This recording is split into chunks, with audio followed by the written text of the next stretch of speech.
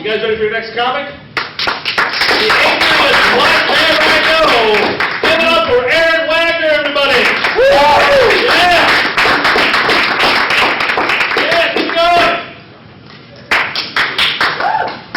People, how are you doing tonight? That was enthusiastic. Are we at a ritual suicide, or is this a comedy? Good. We're all right. There's a fucking Kool-Aid.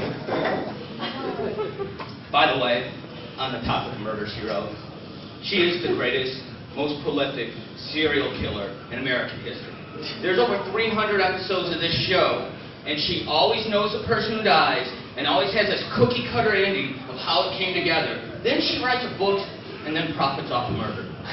Put it together. She fucking did it. Arrest her.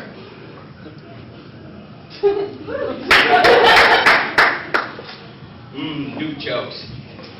So we have any fans of the Rolling Stones here tonight? Yes.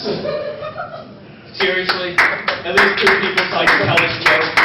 If you don't like it, fuck you, I'm telling it anyway. I like the Rolling Stones because they are the only rock group to ever be together for 40 plus years and never break up. And you know why that is, right?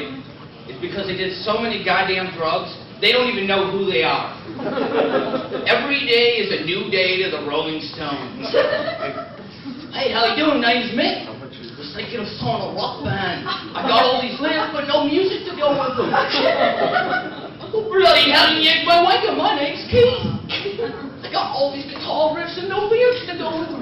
Maybe we should form a band. Yeah, we could call ourselves the Rolling something. How about the Rolling Stones? Oh, that's great. We'll be famous rock stars. Guys, I hate to break this up. You are famous rock stars, and you're doing stage in less than a minute. Get your shit together. Oh, fantastic. That explains the unusually hot woman I woke up next to this morning. Come on, new mate, let's go and rock and roll. Bow, bow, bow, bow, bow. I don't got no recollection. I don't got no recollection? They did a lot of drugs. They did a lot of drugs, people. A lot of drugs. I love rock and roll too, because it's the only form of music where you can go to a concert and find numerous people doing this. Woo! Rock and roll! I love that. I love that constant reminder of where I am and what I'm doing. Because if I'm at a rock concert, I'm probably so high on LSD or hallucinogenic mushrooms, I have no idea where I am. And that dude, he's going to be there to remind me. Woo! Rock and roll! Oh shit, that's right. I'm at a rock concert. Oh my goodness, I thought I was an intergalactic space, screwing a hooker alien with a volcano for a vagina. Nice to be back on Earth. Thanks a lot, man. You're always there for me.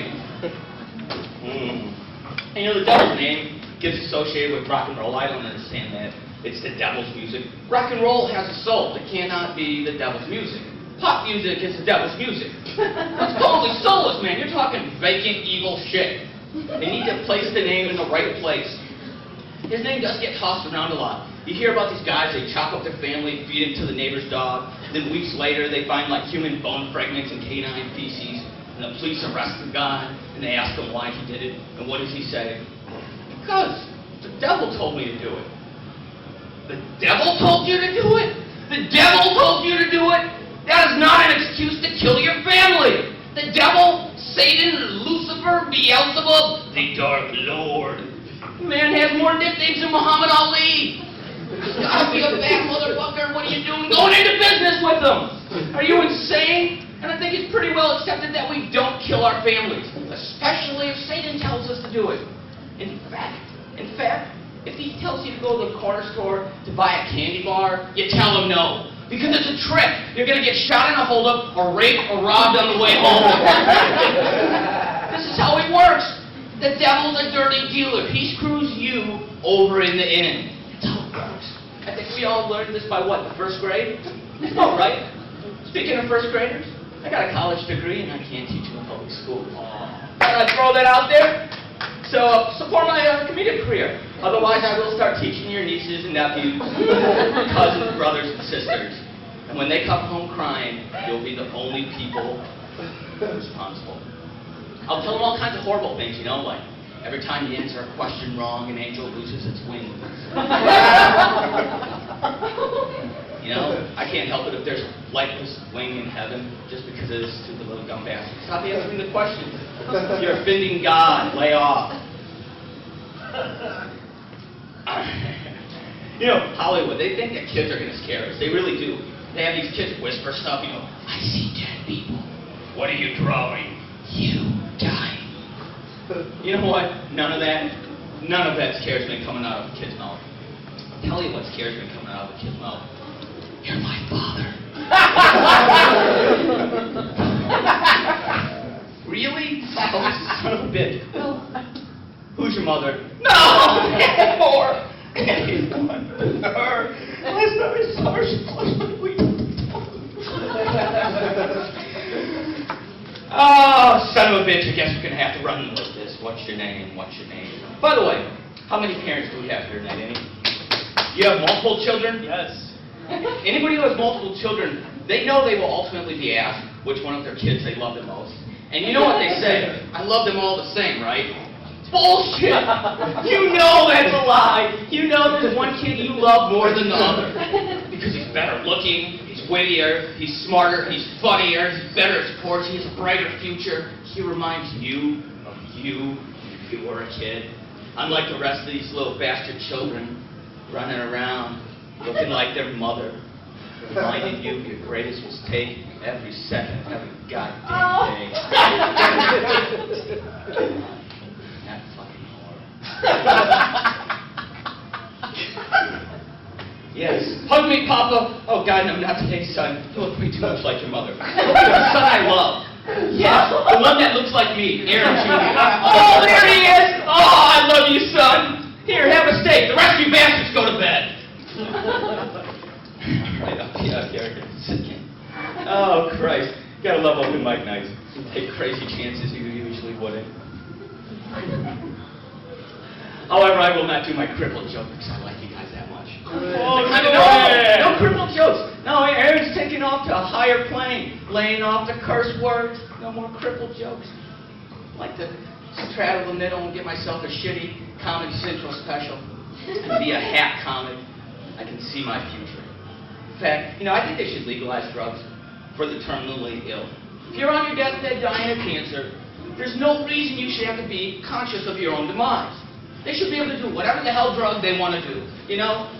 What are they going to do? Get addicted and run around and rape and rob to feed their habit? The dude's on his deathbed, the bed he's going to die upon. The word says it all. Death. Bed. He's not fucking going anywhere. Just shove a sheet of high-powered blotter acid in his mouth and wait, say a half an hour. Things will take care of themselves. Trust me on this, people. This dude will go out on top. They get snuffleupagus is getting blown in the corner of the room by Big Bird. You know what? He doesn't know it's not true.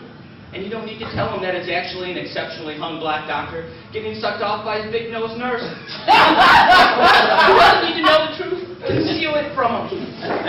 That's the way I want to go out. I want to go out with my pupils the size of dinner plates, man.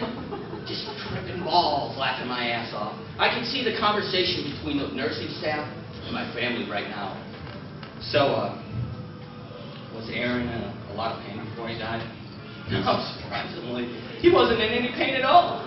He said something or other about snuffleupagus, Big Bird, penalingus, ejaculation, garbage can lid, off to the grouch, and then something about the first free meal in weeks. Does that make any sense to any of you? Because it didn't make any sense to us, but he seemed to be having a good time. Look at he's bumping in the corner. He just came on his feet.